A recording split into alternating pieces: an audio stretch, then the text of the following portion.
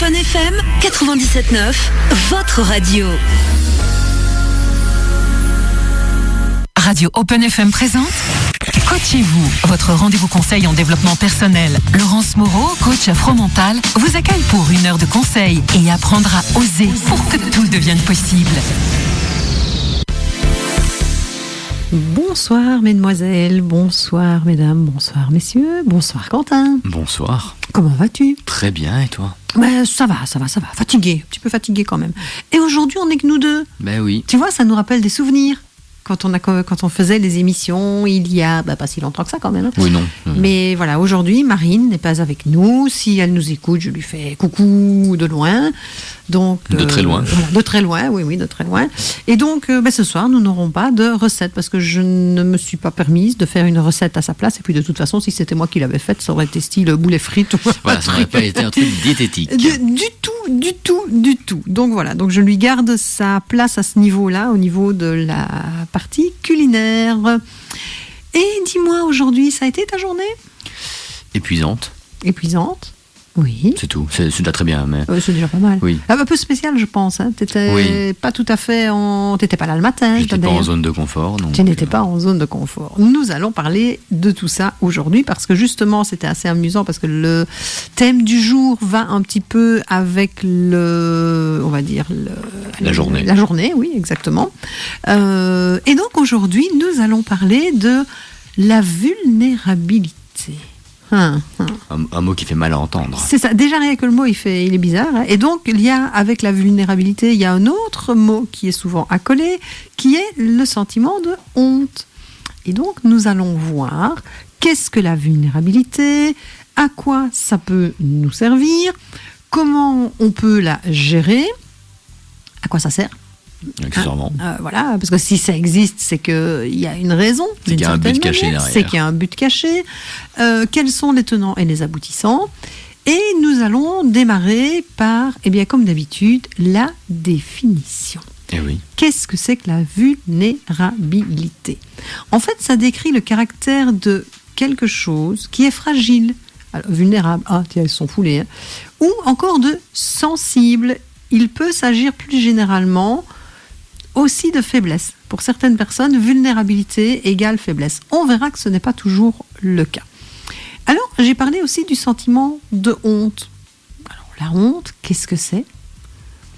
Si tu devais la définir. Alors, honnêtement, la définir comme ça, c'est assez compliqué. C'est quelque chose qu'on ressent quand on n'est pas dans sa zone de confort, quand on n'est pas fier de ce qu'on fait, on peut ressentir un peu de honte, mais de là, sortir une belle définition, là, je pourrais pas. Non, écoute... En tout cas, pas spontanément comme ça. Non, on va pas se casser la tête, on va prendre des définitions qui existent. Hein, ça marche bien. Voilà, ça marche bien aussi.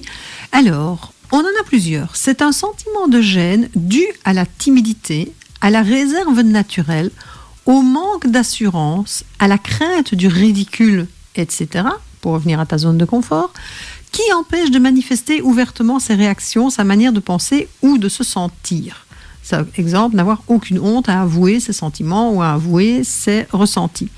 La deuxième définition qu'on peut donner, c'est un sentiment d'avoir commis un acte indigne de soi ou crainte d'avoir à subir le jugement défavorable d'autrui. C'est pour ça qu'en général, on rougit de honte. Et un peu plus fort encore, c'est le sentiment d'abaissement, d'humiliation qui résulte d'une atteinte à l'honneur et à la dignité, comme couvrir quelqu'un de honte. On voit que la honte vient également, elle est liée, donc on l'a dit, à la manière qu'on a de se percevoir. On verra qu'elle est liée également au sentiment de peur, mais étrangement au sentiment de joie. Eh oui. Ah oui, on ne dirait pas pourtant comme ça, hein, de prime abord. Et donc en fait, comme on l'a dit, on est surtout sur quelque chose où on a la possibilité de se dire je suis digne ou je suis indigne de quelque chose ou de quelqu'un. Mais comment est-ce que je peux savoir si je suis digne de la personne ou pas, en sachant déjà qui je suis ?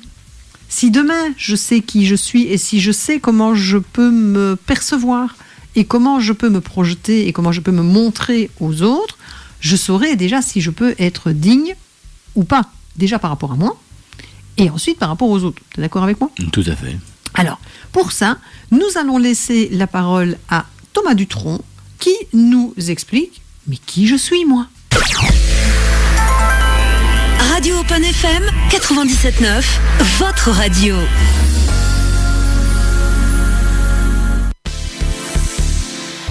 Et donc, Quentin, qui es-tu ? Eh bien, bonne question.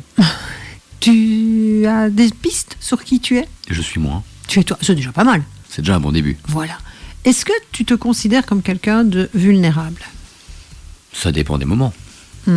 Développe. Quand je sors de ma petite zone de confort, c'est-à-dire mon siège de bureau de mon PC, oui. Du coup, je suis assez souvent vulnérable. Et donc, je pense qu'aujourd'hui a été une journée pour toi où tu t'es senti particulièrement vulnérable. Légèrement, oui. Vas-y, est-ce que tu peux nous raconter ce qui t'est arrivé aujourd'hui ? Aujourd'hui, j'étais en formation pour mon emploi civique. Formation civique et... J'ai déjà oublié le nom, c'est horrible. D'accord. Mais une formation importante pour l'emploi civique, on va dire ça comme ça, ce sera mieux. Et citoyenne. Et citoyenne, voilà, c'est ça.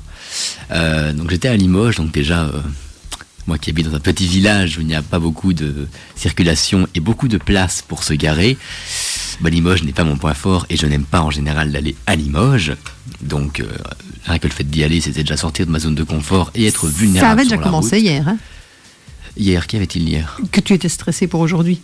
Oui, de toute façon, moi je serais toujours 2 ans avant l'événement, donc ça ce n'est pas nouveau. Mais oui, non, sortir de ma zone de confort pour aller me perdre dans Limoges et faire 50 fois le tour de la même rue pour au final ne pas trouver de place. Et la seule que je trouve, elle est réservée à une podologue ou je ne sais pas quoi.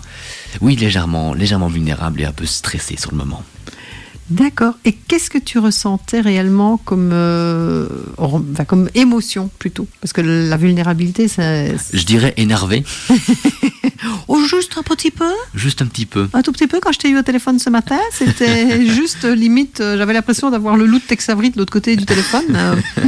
Donc, c'est vrai que la vulnérabilité, en fait, peut nous amener des sentiments, des émotions qui sont pas faciles à gérer.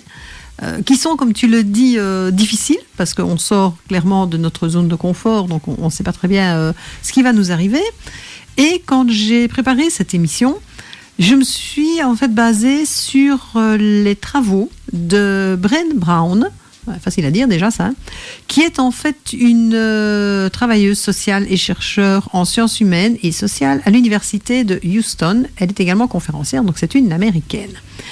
En fait, cette brave dame, depuis plus ou moins 10 ans, cherche à comprendre le principe de la vulnérabilité, à essayer de vraiment faire des analyses, comme c'est une chercheuse, donc elle a fait des études, elle a vraiment été creuser le sujet à fond. Comme elle dit, ça lui a permis de se rendre compte elle-même déjà de ses propres limites, de ses propres zones de dépassement et de sa propre vulnérabilité. Et alors c'est quelqu'un en plus qui a énormément d'humour, donc c'est très amusant de regarder ses vidéos et ses entretiens.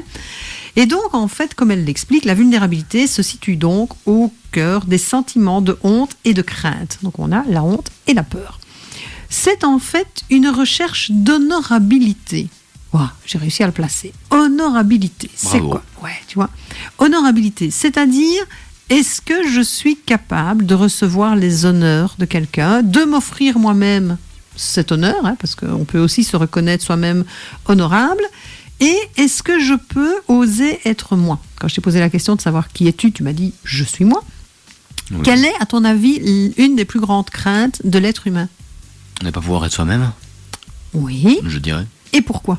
Pourquoi est-ce qu'on a peur de ne pas être soi-même ? On a peur des différences avec les autres, du point de vue, rentrer dans le moule comme on parlait, le fait d'être différent, d'avoir des préjugés sur soi, et du coup d'être vulnérable et qu'on nous mette la honte, entre guillemets, vu qu'on n'est pas comme tout le monde. Et ça va plus loin. Qu'est-ce qu'il y a encore derrière tout ça ? On a peur d'un sentiment de rejet. Ouais, et de discrimination aussi. Exactement. En fait, on a peur du regard de l'autre et on a surtout peur de ce sentiment de rejet. Il faut savoir que l'être humain, à la base, il n'est pas fait pour vivre tout seul.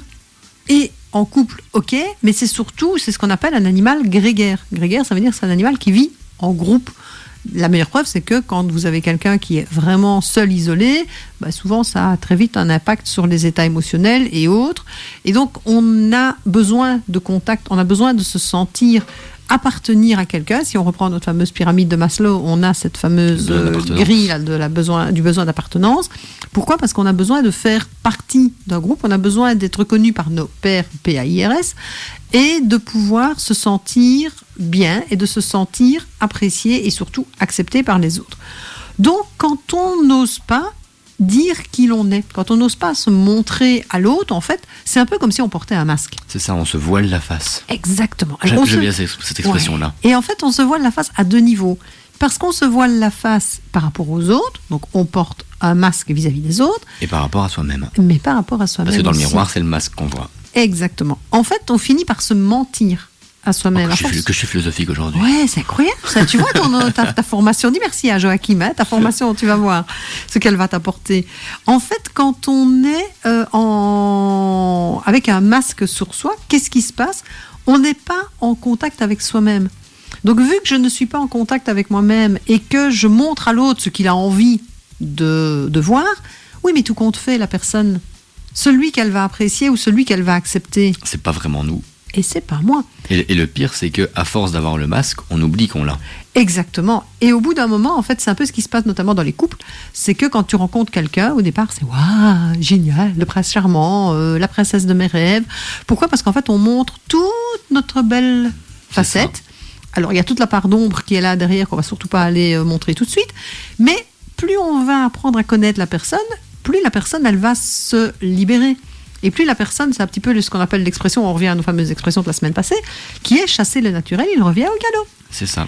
D'ailleurs, le masque, si je peux me permettre, c'est un peu comme s'il y avait de la colle dessus.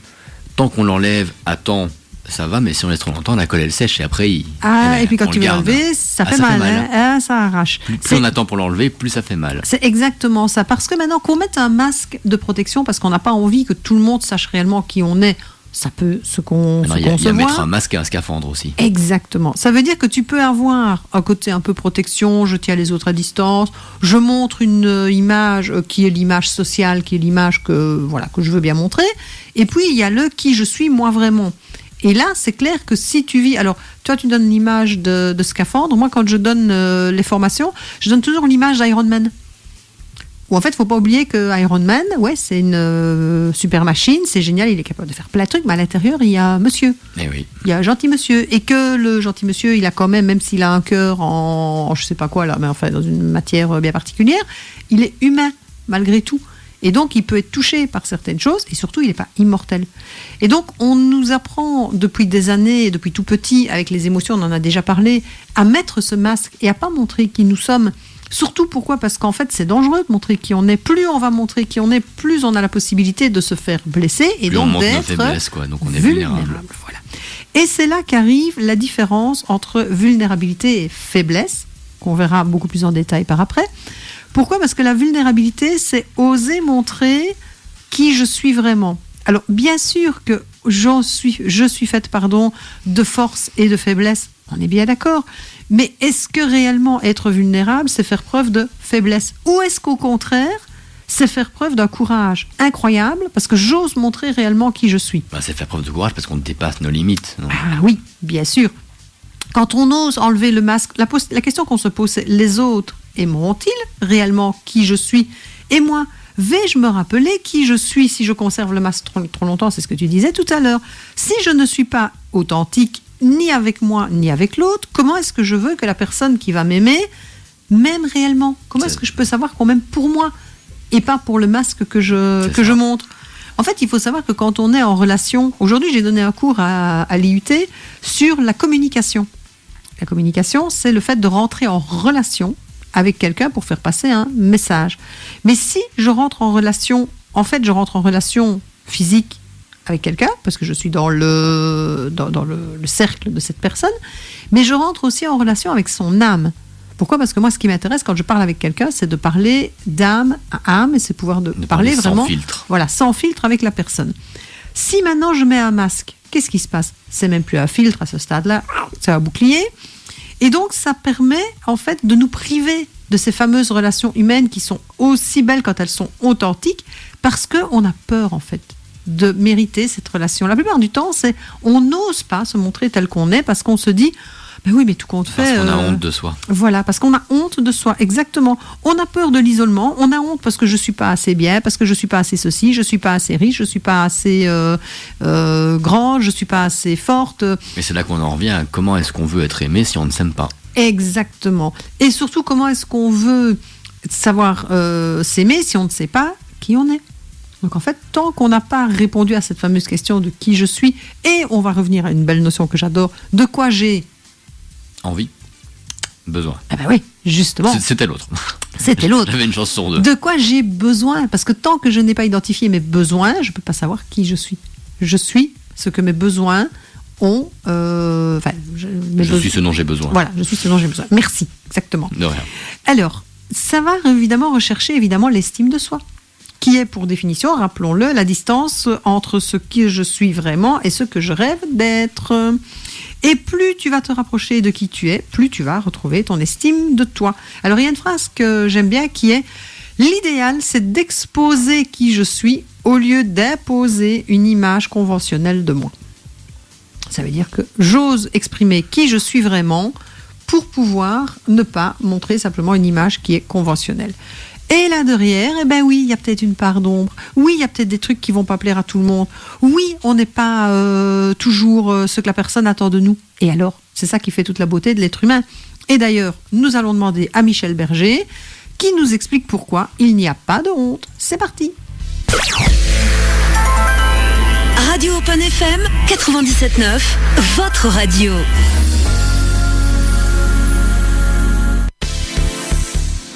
Et non, il n'y a pas de honte. En fait, la honte, c'est uniquement le fait d'avoir, donc on l'a dit, peur du jugement, peur de ne pas être accepté.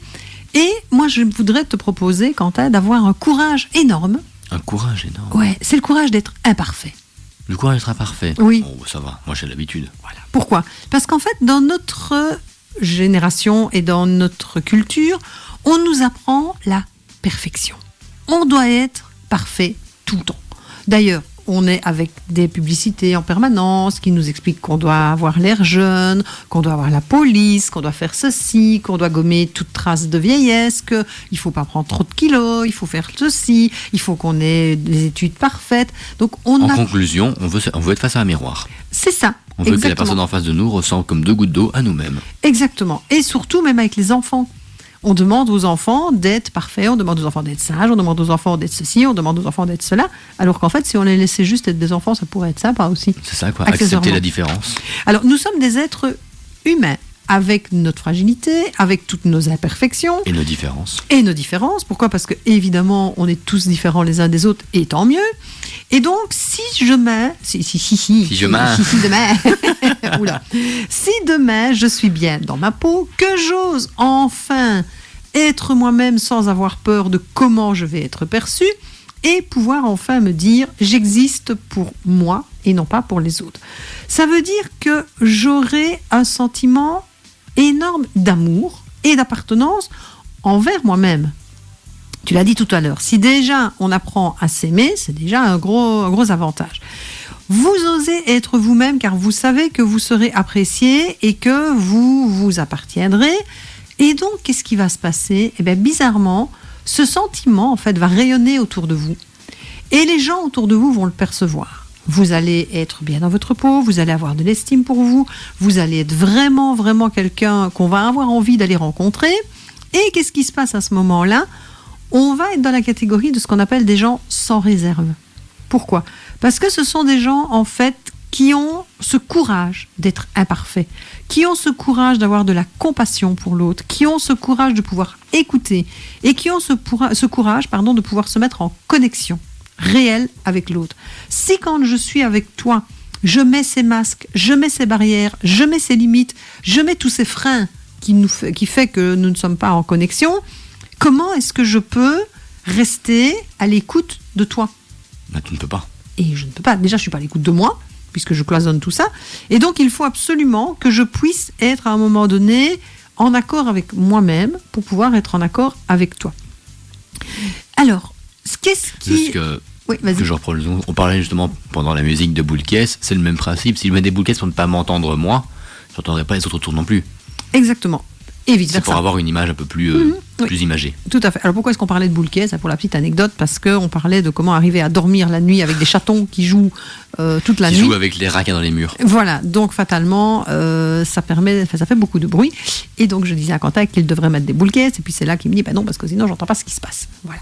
Donc oui, Donc voilà, si, c'était l'anecdote boule caisse. c'était l'anecdote boule caisse de la journée. Donc si oui, je mets des boules caisses, en effet, parce que je ne veux pas être en contact avec ce qui se passe autour de moi, mais je ne vais peut-être pas m'entendre. Tout comme Et moi, je fais l'inverse. Je mets des boules caisses pour ne pas m'entendre penser. Parce que quand j'essaye de m'endormir le soir, je pense à 125 trucs. Et donc, la meilleure manière que j'ai de pouvoir me poser, c'est de mettre des boules caisses. Parce que bizarrement, à ce moment-là, le silence qui se fait autour de moi est tellement fort que mon cerveau se déconnecte. Ça résonne et pas, arrête. quoi. Voilà. Et ça résonne pas dans tous les sens du terme. Tu vois, ça ne résonne pas parce qu'il n'y a pas d'écho, mais ça ne résonne pas non plus parce qu'il n'y a pas de raison. Dans ta tête. Voilà, dans ma tête. Et donc, sais-tu que ce qui nous rend vulnérables nous rend beaux? Non, je ne savais pas. Ah ouais. Ça paraît en soi logique au vu de tout ce qu'on dit depuis le début et que je te connais quand même et je connais un peu tes formations et tout, donc pour moi ça me paraît logique, mais avant tout ça, non, je ne savais pas. Voilà, alors quand je vous dis osez être vulnérable et vous serez beau, oui. Alors, Ça peut faire peur au début. Oui, ça peut faire peur. Et alors, il faut savoir quand même que nous sommes tous les deux en train de faire cette émission sur la vulnérabilité. Et s'il y en a bien deux ici qui ne savent pas la montrer, qui ne savent pas l'exprimer. Qui ne savent pas s'exprimer en général, c'est bien nous. Voilà, exactement. Moi, quand j'ai annoncé le thème de l'émission, j'ai plein de gens autour de moi qui étaient morts de rire en me disant bah oui, c'est clair, c'est vraiment l'hôpital qui se moque de la charité. Pourquoi? Parce que pour moi, jusqu'à pas si longtemps que ça, la vulnérabilité était synonyme de faiblesse. Eh oui. Et donc, voir des gens qui étaient vulnérables me ramenait. Alors, pourquoi est-ce que c'était signe de faiblesse pour moi? Parce que ça me ramenait à ma propre vulnérabilité, que je ne m'autorisais pas, bien évidemment. Ben Ouais, je peux pas. Et donc, c'est vrai que j'ai côtoyé différentes personnes. J'ai fait des formations, comme tu l'as dit. J'ai fait un parcours en gestalt-thérapie, notamment, où là, j'ai travaillé avec ce qu'on appelle la notion de groupe. Et donc, quand on est en groupe, quand on voit comment la vulnérabilité de certaines personnes peut amener à être beaucoup plus en contact avec Mais cette comme ça peut personne-là. être une échelle pour certaines personnes aussi d'ailleurs. Tout à fait. Tout à fait.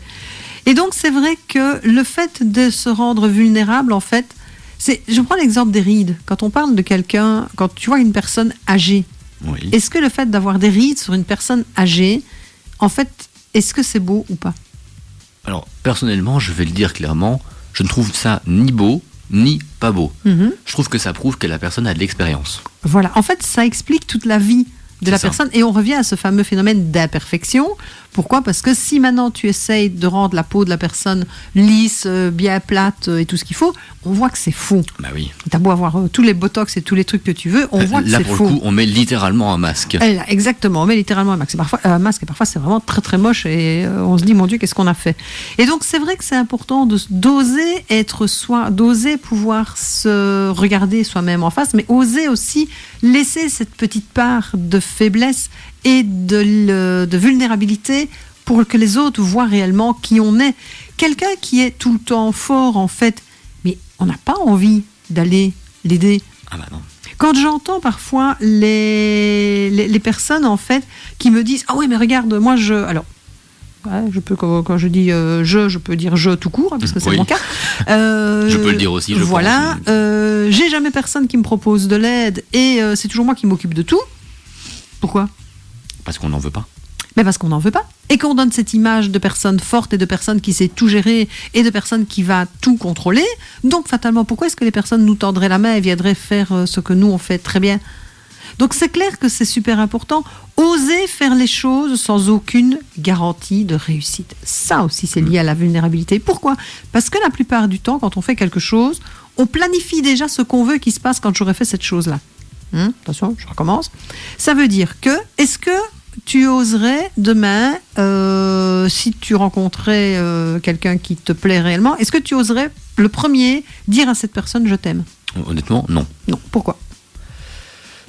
Alors, parce que je pense que nous deux, nous faisons de la même façon et qu'on s'imagine tous les 45 scénarios avec les pires scénarios possibles et qu'on garde les pires en tête. Donc moi, c'est juste ce principe-là qui fait que ça me bloque parce que je me dis toujours que ça va mal se passer. Comme ce matin, je me disais, j'ai pas trouvé de place. Conclusion, j'ai pas trouvé de place. Évidemment, quand je le pense, ça arrive. Étrange. Donc moi, je sais que je fonctionne comme ça et que j'ai beaucoup de mal à faire le premier pas, que ce soit d'ailleurs dans une relation comme ça ou juste une bête relation amicale, une formation, ne serait-ce même que à la caisse. Je vais jamais dire bonjour en premier à la caisse. J'attends qu'on me dise bonjour avant de dire bonjour. Et pourquoi c'est tout con, quoi. tu as peur de quoi en fait? Je ne sais pas, j'ai peur que ça se passe mal, que ça tourne mal. Là, pour le coup, je sors de ma zone de confort, mais c'est une faiblesse. C'est pas un... Ah, j'ai perdu le mot, désolé. Une vulnérabilité. Là, c'est juste une faiblesse de ma part. C'est pas une vulnérabilité. Mais en fait, oui et non, parce que ce qui se passe, c'est qu'on revient à la notion de réussite. Quand tu dis j'ai peur que ça se passe mal, c'est cette fameuse notion de réussite. Donc ça veut dire que quand tu fais quelque chose, d'office, il faut que ce soit réussi. Oui. Tu ne peux pas avoir d'échec. Et ça, c'est le problème des personnes qui sont hyper vulnérables et qui ne veulent pas le montrer et qui font qu'en fait, ah ben non, vu que je ne suis pas certain de réussir, je ne vais pas le faire. Bah oui. Alors que tu en as d'autres qui sont ces personnes qui sont vraiment, mais comme on le disait tout à l'heure, sans réserve, mais en fait, ils essayent. Qu'est-ce qu'ils ont à perdre? Ah, ça va, maintenant je me suis un peu amélioré, et notamment la formation de ce matin, on devait se présenter dès le début qu'on est arrivé, et je ne supporte pas me présenter, et dès le début j'ai réussi à vraiment me lâcher et laisser aller, quoi. Mais bon, ça, je peux le faire une fois, 2 fois, pas 3 fois en une journée, quoi. Je peux pas encore arriver à ce stade-là. Ou en tout cas avec le même groupe, quoi. Oui, voilà, Donc, avec le même groupe, ça passe. Mais si je changeais de groupe après, je peux pas le refaire, non. Donc, Alors, c'est un peu le même principe avec, vous savez, ce qu'on appelle la charge mentale, notamment pour les femmes dans les couples ou dans le rôle de maman. C'est aussi la femme parfaite, cette femme qui est censée pouvoir faire à manger aux enfants, s'occuper des devoirs, pendant ce temps-là préparer le souper pour le mari qui va rentrer, tout en faisant tourner quelques bâtonnets de linge et au passage passer l'aspirateur dans la cuisine parce qu'on est en train de faire des crasses. Et évidemment, elle a été promener le chien, elle a nettoyé le grenier au passage, elle a refait le toit tant qu'on y est. Voilà, et donc c'est vrai que ce besoin d'être tout le temps parfait, ce besoin de je ne peux pas louper quelque chose, je n'ai pas droit à l'erreur, mais en fait qu'on ne s'autorise pas à être purement humain. Bah, on ne s'autorise pas l'échec. Donc, voilà. Un être humain, à la base, c'est quand même quelque chose de fragile. Il faut quand même se rappeler que l'être humain, le bébé humain, c'est quand même le seul animal qui, à la naissance, est absolument incapable de s'en sortir tout seul. La plupart des mammifères, à la naissance, après quelques minutes, marchent et sont capables de courir ou sont capables de se sauver, sont capables limite presque de se nourrir, alors pas tout seul, parce qu'un mammifère se nourrit via la mer, on est bien d'accord, mais a au moins le réflexe de se mettre debout pour pouvoir partir. Qu'un bébé, ça reste très très vulnérable. C'est ça, mais il suffit de regarder bêtement les chatons que j'ai chez moi. Je les ai eus, ils avaient quoi? Ils avaient même pas 1 mois. Si on met à l'échelle par rapport à un enfant, au bout d'1 mois, ils commençaient déjà à aller sur mon frigo, les trucs. C'est ça, et c'était pas très vulnérable. Hein. Alors non, ça l'est, mais voilà. Oui, mais mes mains ont été vulnérables sur le coup quand je les ai pris. Quoi. Voilà, donc ça veut dire que la vulnérabilité d'office fait partie de la condition humaine. Donc qu'est-ce qui est beaucoup plus intéressant? C'est d'oser être soi-même et donc d'être vulnérable, ou de ne pas se l'autoriser, être tout le temps dans ce rapport de force avec soi-même, parce qu'en fait on est en rapport de force avec soi-même, on n'est même pas en rapport de force avec les autres. Et donc du coup, on se coupe de notre sentiment d'être humain.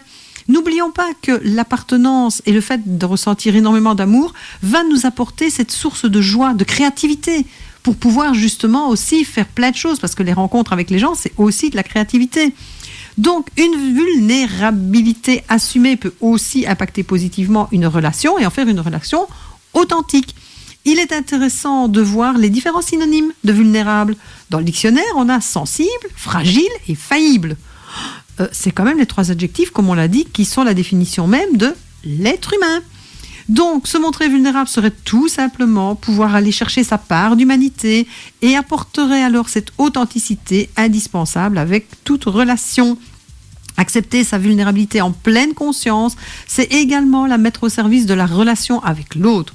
En étant avec mes faiblesses, avec mes limites, avec ma vulnérabilité, je peux essayer de ne pas te blesser, je peux essayer de faire attention à toi comme je fais attention à moi, et donc nous allons pouvoir être beaucoup mieux en contact. Et donc, comme le disait Brené Brown, comme je disais tout à l'heure, le remède à cette lutte stérile contre la vulnérabilité, c'est de parvenir à se dire « Je suis assez bien comme je suis. Je suis qui je suis. » Et donc, pour être qui je suis, on va tomber les masques.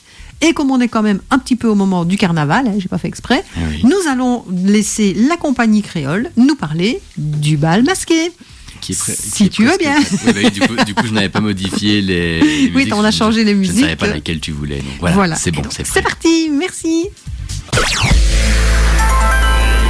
Radio Open FM 97.9, votre radio.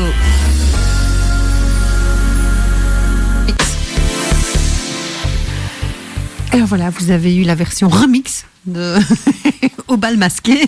Je sais pas, il y a eu un coup de froid là d'un coup, un petit tremblement. Et donc fatalement, même la technique n'est pas parfaite.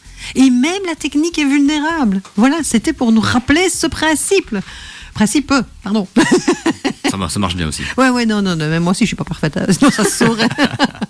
Alors, pour terminer, enfin pas encore tout à fait, on a encore quelques minutes, on peut aussi imaginer que beaucoup de personnes ont comme mantra cette phrase qui dit « Ce qu'on ne peut pas mesurer n'existe pas ». Ce qu'on ne voit pas n'existe pas, puisqu'on parle tout à l'heure de se voiler la face. Et donc, il faut savoir que dans notre quotidien, nous anesthésions notre vulnérabilité. Ça veut dire quoi ? Ça veut dire qu'en fait, on la cache, on fait ce qu'on peut pour ne pas qu'elle nous embête. Et donc, on essaye aussi d'anesthésier nos émotions. Sauf qu'on a déjà vu que les émotions ne peuvent pas s'anesthésier. On peut au mieux essayer de les réguler. Mais on ne peut pas se dire « Ah ben tiens, je vais enlever toutes les émotions négatives et garder que les positives ». C'est pas possible. Ça marche pas comme ça. Eh ben non, parce que les émotions sont toutes liées ensemble. Donc, qu'est-ce qu'on fait ? Eh bien, en fait, on va aller compenser. On se dit, je ne suis pas parfaite, donc je vais faire du sport, je vais faire ceci, ou alors on va partir dans les accoutumances beaucoup plus importantes, telles que les médicaments, tels que les antidépresseurs, ou ça peut être tout ce qui est l'alcool, les drogues et autres, ou la nourriture. Et donc on n'a jamais été on est dans une ère où on cherche la perfection.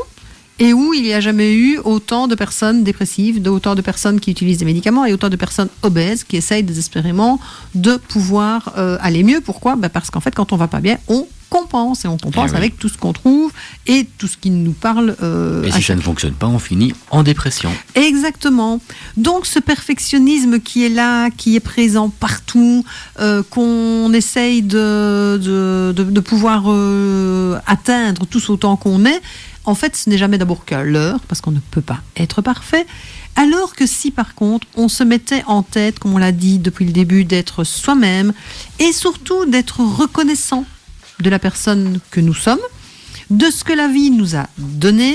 C'est pas pour ça qu'on peut pas essayer d'améliorer nos conditions, qu'elles soient conditions de vie, qu'elles soient conditions physiques et autres, je dis pas le contraire, mais surtout d'être reconnaissant par rapport à tout ce que nous rencontrons sur cette journée, et donc d'avoir un sentiment qui est pas toujours très souvent exprimé, et qui, quand on le dit, ça fait un peu, ouais, c'est ça, c'est béné, quoi.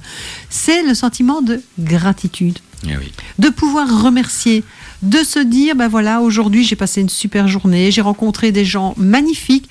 On reste sur un merci de politesse. La plupart du temps, on dit merci parce que la madame, elle a été gentille. Parce qu'on nous l'a appris. Parce qu'on nous l'a imposé, limite. Mais combien de fois est-ce que tu dis simplement merci parce que quelqu'un t'a souri ?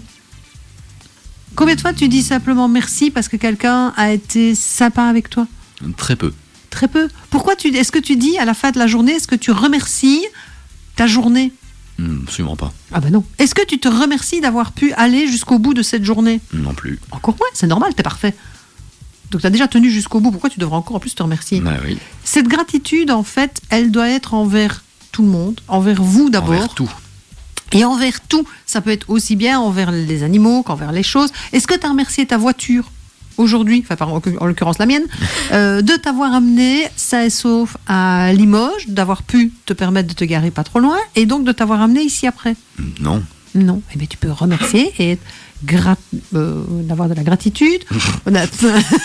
C'est pas d'émission. Gratifiant. Gratifiant Vers la voiture. Ouais. Voilà. Et d'être vraiment avec ce sentiment de je suis là où je dois être et j'y suis bien.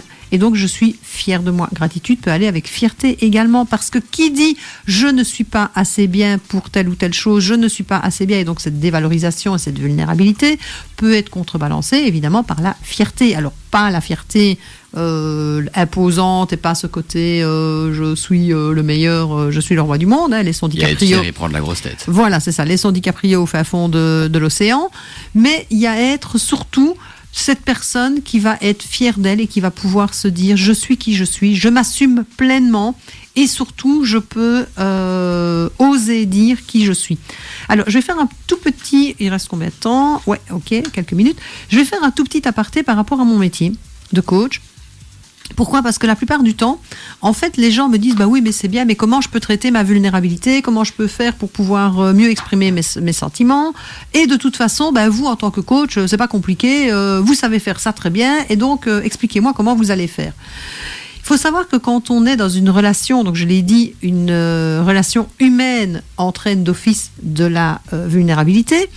Et quand on est dans une relation d'aide, notamment en coaching, ou quand on est même, je vais dire, avec quelqu'un, une amie qu'on aide, ou quelqu'un avec qui on va être en discussion, en fait, il y a 3 paramètres à prendre en compte. Il y a la vulnérabilité de la personne qui s'exprime, la vulnérabilité de la personne qui reçoit l'information, et la vulnérabilité de la relation.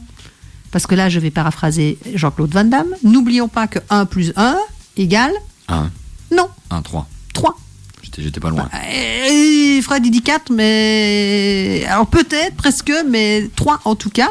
Pourquoi ? Parce qu'il y a toi, il y a L'autre. moi, et il y a... La relation. La relation, exactement. Et la relation peut être très, très, très vulnérable. Et pourtant, ce n'est pas un être humain. Donc, la personne, en fait, qui va s'exprimer, bien évidemment qu'elle va être vulnérable. Pourquoi ? Si je parle par rapport à un coaché qui vient me trouver, la personne, elle décide de venir me trouver, elle décide de se mettre à nu, elle décide d'oser parler de ses problèmes. Tout comme quelqu'un qui va aller voir un copain, une amie, ou que sais-je, pour lui expliquer quelque chose, elle va aussi se mettre à nu. Elle va oser parler de cette fameuse faiblesse ou de cette fameuse vulnérabilité. Il y a aussi le côté, le regard de l'autre. J'ai besoin et j'ai peur en même temps d'avoir ce besoin, le jugement. Donc j'ai besoin de quoi ? J'ai besoin d'empathie, j'ai besoin de congruence, j'ai besoin de sécurité quand je veux pouvoir aller parler avec quelqu'un pour pouvoir être à l'aise dans cette relation et aller au bout. Comment est-ce que je peux rassurer la personne simplement sur lui dire que je vais être à l'écoute, que je peux me comprendre ce qu'elle a vécu, que je sais être à l'écoute de ce qu'on va échanger, lui expliquer le processus de comment ça va se dérouler et laisser la place aux émotions. Quand quelqu'un vient me trouver, quand une personne vient me trouver, que ce soit au niveau professionnel ou au niveau amical, mais si dès que la personne commence à pleurer, je dis bon, mais ça va, calme-toi, arrête de pleurer, ça sert à rien.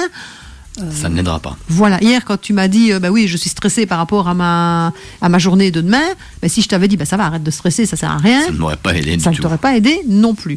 Donc ça veut dire que la personne qui doit s'exprimer doit être, elle, en mode je dois pouvoir être vulnérable et être acceptée telle que je suis. La vulnérabilité de celui qui reçoit, que ce soit moi en tant que coach ou demain un copain vient te trouver, toi aussi tu es vulnérable. Oui. Pourquoi ? Très bonne question. Pourquoi ? Ça dépend du point de vue. Du point de vue du coach, tu es vulnérable parce que ce que tu lui donnes pourrait très bien heurter un point chez lui ou alors ne pas avoir l'effet escompté et que lui après en veuille du coup au coach. Et pareil dans une relation du coup, moi si un pote vient juste me poser une question et que je lui réponds que la réponse n'a pas l'avis escompté ou que je ne suis pas en accord avec ses principes, de ce principe-là, il y a une faiblesse, plutôt une vulnérabilité, quoi. Donc, Et l'inverse aussi, parce que si lui vient te parler d'un problème, qu'est-ce qu'il sait que ce problème-là, c'est peut-être un problème que vous avez en commun. Et mais donc bon, il va... de notre principe, on connaît bien la phrase, fais ce que je dis, pas ce que je fais. Là où on galère, on peut aider les gens. Exactement, mais ça veut dire qu'il faut aussi pouvoir se protéger. Et oui. Parce que si, en effet, parce que tu sais que toi, tu as ce problème-là, tu vas vouloir aider les personnes pour qu'elles puissent aller mieux, tu vas pouvoir aussi peut-être te livrer, mais te livrer trop. Ou ne pas te protéger. Parce que tu vas prendre ce qu'on appelle l'effet miroir en pleine face. Et donc, c'est ce côté où je n'arrive pas à mettre assez de recul par rapport à ce que la personne nous dit. Et puis, cette fameuse dernière vulnérabilité, qui est la vulnérabilité de la relation. Pourquoi ? Parce que la relation, elle va se créer sur quoi ? Sur un seul et unique point, qui est la confiance. Exactement. Donc, si à un moment donné, parce que moi, je me suis sentie peut-être blessée ou que toi, tu n'es pas à l'aise parce que tu sens qu'il y a peut-être une réticence, mais la relation, d'office, elle va s'étioler. Et il va se passer un truc qui va faire que la relation va se casser. Alors, si pas se casser, elle va peut-être en tout cas s'envenimer. Ça veut dire que la relation, il faut qu'elle soit aussi honnête. Parce que je ne peux pas de nouveau faire semblant de m'intéresser à la personne si ce n'est pas du tout le cas. La relation doit être comme une vitre. Elle doit Tout à être fait. transparente et tenue par les deux, sinon elle casse. Exactement. Et donc on revient à cette fameuse vulnérabilité et à cette fameuse qui je suis. Si dès le départ, quand je suis en relation avec la personne, je ne suis pas honnête, je ne suis pas authentique et je ne suis pas vrai, moi je ne serai pas dans ma zone de confort, la personne va le ressentir. Et la relation non plus, du coup. Et la relation non plus. Donc vous vous rendez compte à quel point cette vulnérabilité peut vous permettre non pas de fermer des portes, mais par contre au contraire d'en ouvrir. Soyez vrai, osez être qui vous voulez et osez être qui vous êtes, surtout. Et pour terminer, je pense que tu avais une citation à Tout nous à fait, c'est bien dire. ça. Et peux-tu expliquer le contexte de cette citation ? Tout à fait. Donc, il faut savoir, ceux qui écoutent mes émissions le vendredi le savent, je suis à la fin de mes émissions, je mets toujours une musique d'animation japonaise. Et ce que j'aime bien dedans, ce sont les citations et les phrases vraiment qui peuvent sortir, qui nous font réfléchir et qui nous font un bon cours de morale parfois, et ça fait du bien. Et dans celui-là, donc, c'est un univers imaginé, donc avec de la magie, des pouvoirs et tout ça. Et on suit la race humaine qui n'a rien de tout ça, qui est la plus basse au classement au niveau force et tout ça, et on les voit escalader les échelons entre guillemets pour remonter. Et la citation que j'aimais, c'est au moment où les héros principaux deviennent rois et reines du royaume et vont l'aider à progresser. Et du coup, ils partent comme ça, ils font « Nous sommes faibles et nous l'avons toujours été, rien n'a changé. Les forts peuvent imiter nos armes, mais ils ne les maîtriseront jamais, car au cœur de nos armes se trouve une lâcheté née dans notre humiliante faiblesse. Cette lâcheté nous a octroyé la sagesse de fuir à la magie, donc en l'occurrence ici la force des autres. Cette lâcheté nous a donné la sagesse, née de l'apprentissage et de l'expérience, afin de prédire le futur lui-même. Je le redis, nous sommes faibles. Nous sommes les fiers faibles qui avons traversé, à travers l'histoire, lacéré la gorge de ceux qui, restant en retrait, se reposaient sur leur force. Donc je rassure tous les parents, quand vos enfants regardent des mangas, oui, il y a une morale. Oui, et souvent il y en a même plusieurs, parce que je peux dire que celui-là, je l'ai regardé une bonne dizaine de fois, et à chaque fois que je le regarde, j'en trouve une nouvelle qui se cache derrière. Donc, Alors ce qu'on fera, c'est qu'on remettra la citation sur Facebook, pour qu'on puisse mieux la comprendre, ou en tout cas l'intégrer, parce que comme elle est relativement longue, il faut pouvoir Ce que je ferai, c'est que je prendrai le passage hors de l'animé. Voilà, et c'est encore mieux, comme ça on sera dans le contexte de l'animé. Donc voilà, je pense que nous avons fait le tour, en tout cas pas de notre vulnérabilité, c'est la fin de l'émission, pas de notre vulnérabilité, mais en tout cas du sujet pour ce jour. Je pense que d'ailleurs il est temps que ça se termine. Je pense aussi. Je savais pas très bien quelle musique mettre à la fin, et puis en fait je me suis rappelé d'une chanson de Céline Dion qui est en fait On ne change pas, et dans laquelle elle explique justement qu'on met des masques, on met des manteaux sur soi, mais qu'en fait on reste à l'intérieur une petite fille, un petit garçon qui ne demande qu'à pouvoir être lui-même.